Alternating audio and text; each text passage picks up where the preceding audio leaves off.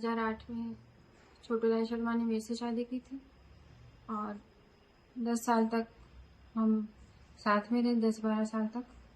और शादी के 10 साल बाद उसका सिलेक्शन हुआ एसडीएम में। गरीबी में मैं उसके साथ थी।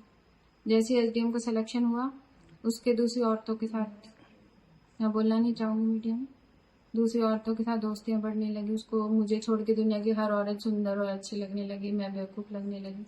और गरीबी में मैंने उसका पूरा साथ दिया। मैंने मेरा सब कुछ उसके ऊपर लगा दी, पैसे क्या, नौकरी क्या, यहाँ तक कि अपनी शरीर क्या। बच्चे भी मैंने ही पाले अकेले हमसे, उसने कभी कोई सहायता नहीं की। और अब जैसे ही एसडीएम बन गया उसका पैसे से ही दिमाग खराब था और मेरे साथ मारपीट बढ़ती गई। मैंने कहा भाई बच्चे बड़े हो जाएंगे अपने आप सुधर जाएगा, लेकिन वो नहीं सुधरा। बच्चों को भी मारने लगा। बच्चे जैसे बड़े होते गए बच्चों को मारपीट करने लगा, तो वो मेरे सहन नहीं हुआ। मैंने कहा भाई आप सुधर जाओ, अब तो एसडीएम भगवान की दया आई है, नौकरी भी लग गई, अब तो गरीबी भी नहीं है। पहले तो ये बहाना था कि अपने गरीब है इसलिए मेरा दिमाग खराब हो जाता है, इसलिए मैं मारता हूँ। अब तो एसडीएम की नौकरी मिल गई अच्छी खासी, अब क्यों मार रहा हूँ? या अब इसलिए मार रहा हूँ क्योंकि तो बूढ़ी हो गई, अब तो मेरे काम की नहीं है ना। बच्चों का फिर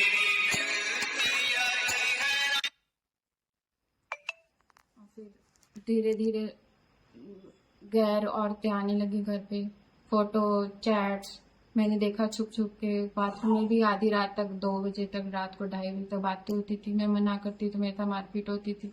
मेरे यहाँ पे आंखों पे लगी हुई बहुत जोर से चोट के निशान, बहुत मारता था। ये पेट्रोल पंप वाले को एक थप्पड़, मुझे तो रोज 10 थप्पड़ मारता था इतनी जोर जोर से। अलग से नहीं रह रही, मैं तो घर बसाना चाहती थी। बच्चों का मुझे तो फ्यूचर देखना है, बच्चों का बाप कौन है? वही है। तो मैंने तो सहन किया, पहले भी अभी भी सहन नहीं किया। उसकी नीयत बिगड़ गई अचानक, उसको कोई औरत पसंद आ गई। उसने कहा मैं तो इसको लाऊंगा, तू मेरे सामने रहेगी तो भी लाऊंगा, तू सामने नहीं रहेगी तो भी लाऊंगा मैं तो उसने 2020 में मुझे यहाँ छोड़ गया पिलाने, क्योंकि उस टाइम कोरोना काल, आपको याद होगा 2 बार कोरोना आया था। तो पहले कोरोना में स्कूल बंद हो गई थी बच्चों की, दूसरे कोरोना में जब आई थी तब उसने कहा पिलानी में अच्छी स्कूल है दुनिया में, जैसे उस टाइम कोई स्कूल ही नहीं बची थी, कि पिलानी में सबसे अच्छी स्कूल है, बच्चों का यहाँ एडमिशन करा देता हूँ और मैं हर 10-15 दिन में आ जाऊंगा। ये बोल के यहाँ छोड़ गया मुझे, है ना, किराए के घर में हो। तो मैं वहाँ रहने लगी, बच्चों को ऑनलाइन फीस भेज देता था, थोड़ा बहुत खर्चा पानी भेज देता था बस। और थोड़े दिनों में 2 महीने बाद अचानक नोटिस आ गया तलाक का। मेरी तो हालत खराब, मेरी तो आंखें सूख गई रो रो के। तलाक का नोटिस, भाई तलाक किस बात का, मैं क्यों दूं तलाक? और मैं तलाक दे के जाऊंगी कहाँ? ना मेरे पास नौकरी, ना मेरे पास कोई, बच्चों को लेके कहाँ जाऊंगी?